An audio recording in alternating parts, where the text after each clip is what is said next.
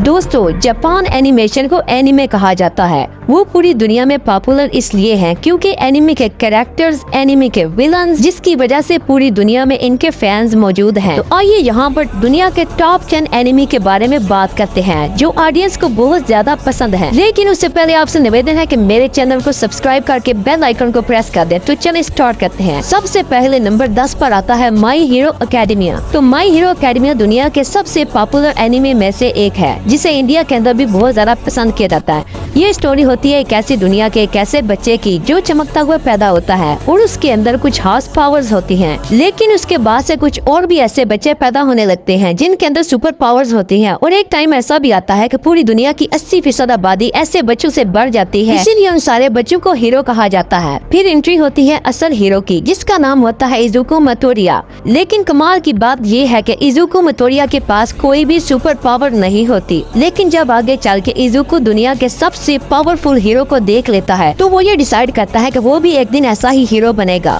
तो दोस्तों, हमें पूरी सीरीज के अंदर यही दिखाया गया है कि क्या इजुको एक सुपर हीरो बन पाता है कि नहीं। नंबर 9 पर आता है द डेथ नोट। इस स्टोरी के चर्चे पूरी दुनिया में हैं। इस सीरीज में हमें एक ऐसी बुक के बारे में बताया जाता है जिसका नाम डेथ नोट होता है। इस बुक के अंदर अगर हम किसी का भी नाम लिख दे तो उसी समय उसकी मौत हो जाएगी। इस सीरीज में ये बुक लाइट यामी के पास होती है जो सबसे स्मार्ट पर्सन होता है। ये सीरीज भी काफी मजेदार है, आपको जरूर देखनी चाहिए। Number 8 the one punch man. ये सीरीज एक ऐसे इंसान की है जो इतना अच्छा तो नहीं दिखता लेकिन वो पूरी दुनिया का सबसे पावरफुल इंसान होता है और उसका नाम साइतामा होता है। वो इतना पावरफुल होता है कि उससे चाहे कोई भी फाइट करे वो उसे एक ही पंच में हरा सकता है, इसीलिए सीरीज का नाम वन पंच मैन है। नंबर 7 पर आता है the demon slayer. Best anime की लिस्ट में डीमन स्लेयर का नाम ना हो ऐसा तो हो ही नहीं सकता। डीमन स्लेयर एक ऐसी सीरीज है जिसमें एक डेमन वर्ल्ड होता है। इस सीरीज में डेमंस होते हैं जो इंसानों को खाते हैं, लेकिन डेमंस को मारने के लिए इस दुनिया में डेमन स्लेयर भी होते हैं जो उनका खात्मा करते हैं। स्टोरी में ट्विस्ट तब आता है जब स्टोरी के हीरो तचिनो कमाडो की पूरी फैमिली को डीमंस मार देते हैं और इसके साथ साथ उसकी बहन एक डीमन बन जाती है। तचिनो उन डीमन से एक डील करता है और अपनी बहन को फिर से ह्यूमन बनाता है। ये स्टोरी आपको बहुत ज्यादा पसंद आएगी। नंबर 6 पर आता है अटैक ऑन टाइटन।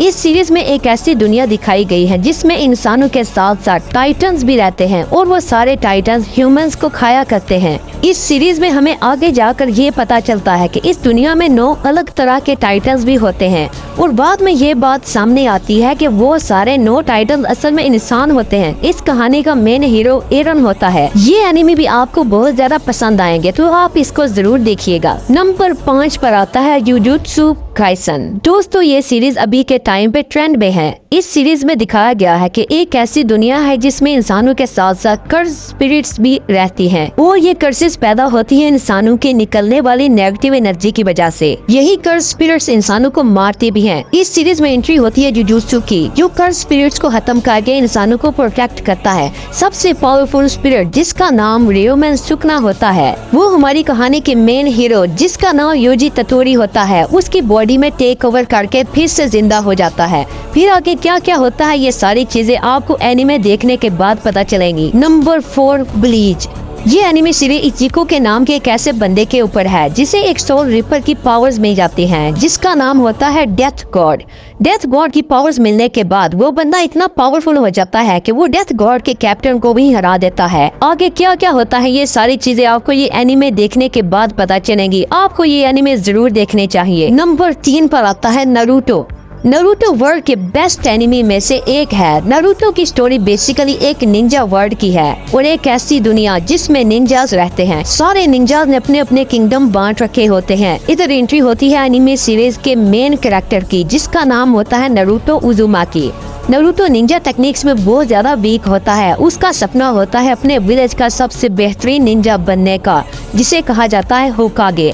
तो क्या नारुतो होकागे बन पाएगा या नहीं ये आपको एनिमे सीरीज देखकर ही पता चलेगा। नंबर 2 पर आता है वन पीस। इस एनिमे सीरीज के अंदर हमें पायरेट्स के बारे में बताया गया है। वो पायरेट्स जो कि समुद्री लुटेरे होते हैं और इस एनिमे सीरीज में एक ऐसा पायरेट होता है जिसने एक बहुत बड़े खजाने को छुपा रखा होता है। उसी खजाने को नाम दिया जाता है द वन पीस। इसमें एंट्री होती है हमारे मेन कैरेक्टर की जिसका नाम होता है मंकी डी लोफी। वो इसी वन पीस खजाने को ढूंढने की कोशिश करता है। क्या लोफी इस खजाने को ढूंढ पाएगा या नहीं, ये सीरीज में देख सकते हैं। इस एनिमे के अब तक 20 से भी ज्यादा सीजन आ चुके हैं। नंबर 1 पर आता है the dragon ball. Dragon ball anime की वो सीरीज है जिसने दुनिया भर के अंदर एनिमे को फेमस किया। द ड्रैगन बॉल सीरीज के 3 टोटल पार्ट हैं। पहली ड्रैगन बॉल, दूसरी ड्रैगन बॉल जी और तीसरी ड्रैगन बॉल सुपर।